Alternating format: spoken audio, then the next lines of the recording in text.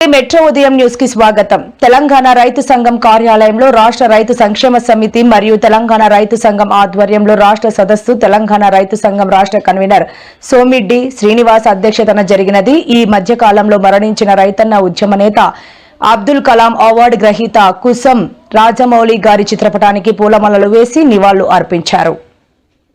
Metro ఈ సందర్భంగా justice Chandrakumar మాట్లాడుతూ మన దేశంలో వ్యవసాయ రంగంపై 60% మంది ఆధారపడి జీవిస్తున్నారు.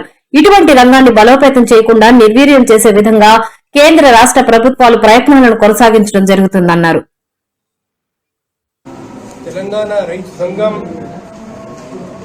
రాష్ట్ర కమిటీ ఆధ్వర్యంలో ఈ సదస్సు నిర్వహించబడుతున్నది. ఈ రెండు సంఘాలే కాదు, భవిష్యత్తులో మొత్తం ఎన్ని సంఘాలు ఉన్నాయో రైతుల కోసం పోరాటం చేసే సంఘాలు వాటన్నిటితో కూడా కలుపుకొని, అంటే ఎవరెవరు కలిసి వస్తారో ఎవరెవరు కలిసి రాదు వేరే విషయం, కానీ ఎన్ని సంఘాలు కలిసి వస్తే అన్ని సంఘాలను కూడా కలుపుకొని పెద్ద ఎత్తున హైదరాబాద్లో, వరంగల్లో అన్ని చోట్ల కూడా సదస్సులు నిర్వహించి ఈ రైతాంగ ఉద్యమాన్ని ముందుకు తీసుకుపోయే కార్యక్రమాలు జరపాల్సినటువంటి అవసరం ఉంది. ఇట్లా ఉమ్మడి సదస్సుకు ప్రారంభం చేసినటువంటి సోమిరెడ్డి శ్రీనివాస్ గారిని నేను హృదయపూర్వకంగా అభినందిస్తున్నాను.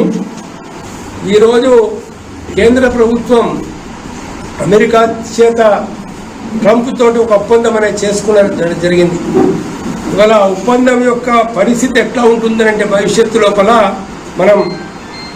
మనము అమెరికా నుంచి అమెరికా వాళ్ళు మనకి ఏవైతే వస్తువులు పంపిస్తారో, ఆహార ధాన్యాలు, పంట ధాన్యాలు, పత్తి ఏదైనా పంపించినప్పుడు వాటి మీద మనం జీరో ట్యాక్స్, అంటే మన భారతదేశం వాళ్ళు ఏం ట్యాక్స్ వేయరు.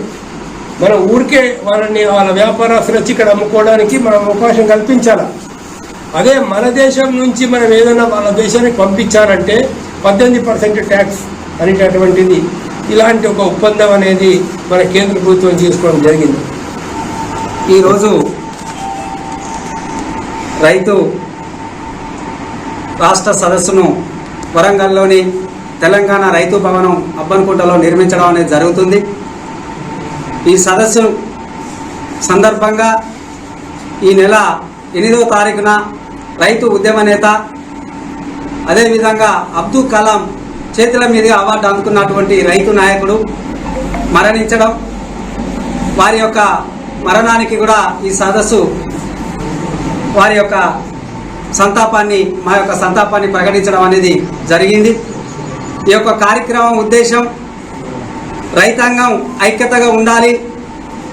రైతాంగ హక్కుల కొరకు పోరాడకపోతే ఈ యొక్క భవిష్యత్తులో వ్యవసాయం చేసే పరిస్థితి లేదు. ఆ వ్యవసాయం చేయాలంటే మనం అంతా ఐక్యతగా ఉండాలనేదే ఈ యొక్క సదస్సు ఉద్దేశం. ఒక ఎత్తు అవుతుంది, అమ్ముకోవడం ఒక ఎత్తు అవుతుంది. ఈ రోజు కల్లా కూడా మొక్కజొన్న చేతికి వచ్చింది రైతుకు. ఈ రోజు కల్లా కూడా సెంటర్లు ఓపెనింగ్ చేయకుండా, రైతుల దగ్గర ఒక పండించిన పంటను కొనుగోలు చేయకుండా ప్రైవేటు వ్యాపారస్తులకు తెగనమ్ముకునే పరిస్థితి వెళ్ళిపోయి ఉంటున్నారు రైతాంగం.